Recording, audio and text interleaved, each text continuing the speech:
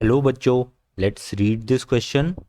So the question is, the shear modulus of a steel is itta Newton per meter square. A steel nail of radius itta meter projects 0.04 meter horizontally outward from a wall. Right, a man hangs a wet raincoat of weight 28.5 Newton from the end of the nail.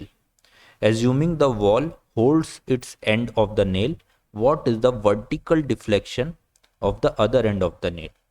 So देखो इस question में आपको क्या चीज़ given है। आपको share modulus दे रखा है steel का इतना होता है और इस स्टील से एक आपकी नेल बनी हुई है, ठीक है। और इस नेल की रेडियस आपको दे रखी है इतना है और इसको आपने एक वॉल में अंदर ठोका हुआ है कील को, ठीक है। समझ लो ये आपकी वॉल है, राइट। और इस वॉल में आपने ये कील को ऐसे अंदर ठोक रखा है, ये आपकी कील है, राइट। और इस कील का आपका रेडियस आपको गिवन है आर। इसके अलावा आपको इसका शेयर मॉड्यूलस गिवन है, शेयर मॉड्यूलस जी, इसकी वैल्यू आपको गिवन है। और आपको क्या दे रखा है कि आपने इसके इस कोने से एक रेनकोट को टांगा हुआ है और ये रेनकोट इस पे कितनी फोर्स लगा रहा है, 28.5 न्यूटन की फोर्स लगा रहा है इस कील पे, ठीक है। और इसका जो दूसरा एंड है वो दीवार पे आपका अंदर धंसा हुआ है और इसको होल्ड किए हुए है, राइट। तो आपको पूछा गया है कि इसमें जो वर्टिकल डिफ्लेक्शन होने वाली है, ये जो वर्टिकल डिफ्लेक्शन होगी, let's say it is x, ठीक है। इस एक्स की कितनी वैल्यू होगी, राइट। अब देखो ये जो फोर्स इस कील पे लग रही है कैसी है, ये एक इसके अंदर शेयर स्ट्रेस डेवलप करेगी, राइट, क्योंकि ये इस प्लेन के पैरेलल लग रही है, ओके। और इसका आपका क्वेश्चन में शेयर मॉड्यूलस भी दिया हुआ है, तो यहाँ से आप एक्स को कैलकुलेट करने वाले हो। तो बेसिकली जो की कॉन्सेप्ट है इस क्वेश्चन को सॉल्व करने के लिए वो क्या है, की कॉन्सेप्ट आपका जो यूज होगा वो है आपका नॉलेज ऑफ शेयर मॉड्यूलस,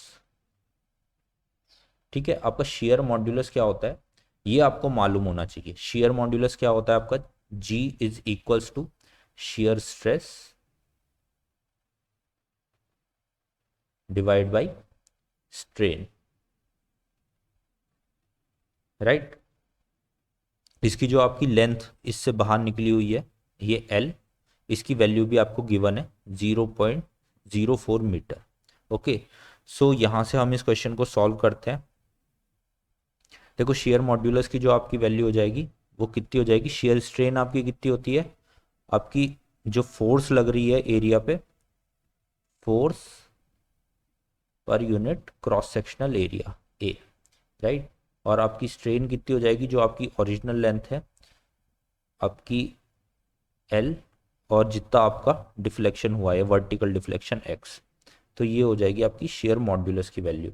अब देखो आपको क्वेश्चन में क्या क्या चीज़ें गिवन है, आपको जी की वैल्यू गिवन है, फोर्स आपको गिवन है, ठीक है, एक्स आपको कैलकुलेट करना है, एल आपको गिवन है, और एरिया आपको कैलकुलेट करना पड़ेगा क्योंकि आपको रेडियस गिवन है, ठीक है। तो रेडियस से आप क्रॉस सेक्शनल एरिया निकाल सकते हो।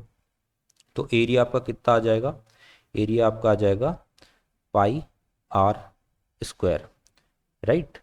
तो पाई आर स्क्वायर से आप वैल्यू पुट करो यहाँ पे, पाई हो जाएगा 3.14 इंटू रेडियस आपकी कितनी दी हुई है 7.5 इंटू 10⁻⁻⁴, 7.5 इंटू 10⁻⁻⁴ का होल स्क्वायर, ये मीटर स्क्वायर में आपका एरिया यहाँ से आ जाएगा। तो इस एरिया को जब आप कैलकुलेट करोगे ये कितना आने वाला है, ये आएगा आपका 1.767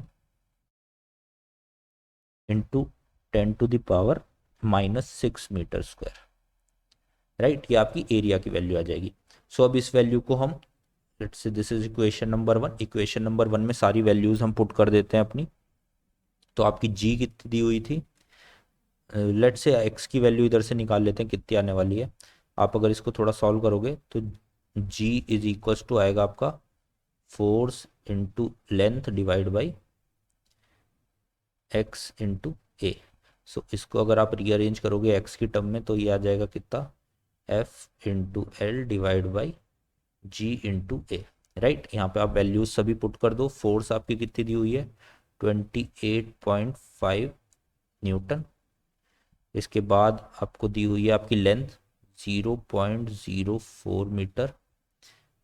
नीचे आपकी जी की वैल्यू कितनी दी हुई है क्वेश्चन में, वो आपको दी हुई है 8.1 इंटू 10⁻10 न्यूटन पर मीटर स्क्वायर इंटू आपको एरिया भी निकला है 1.767 इंटू 10⁻⁻6 मीटर स्क्वायर। सो हर एक चीज़ यहाँ पे एसआई यूनिट में, आपको कुछ भी चेंज करने की यहाँ पे ज़रूरत ही नहीं है। तो आप जब इसको सॉल्व करोगे तो आपकी जो ये वर्टिकल डिफ्लेक्शन आने वाली है ये कितनी आएगी, this come out to be 7.96 into 10⁻⁻6 metre. तो ये आपका करेक्ट आंसर है। सो ये हम चेक कर लेते हैं, आपका option number C 7.9 into 10⁻⁻6 metre. So option C is your correct option. I hope you understand this question. Good luck.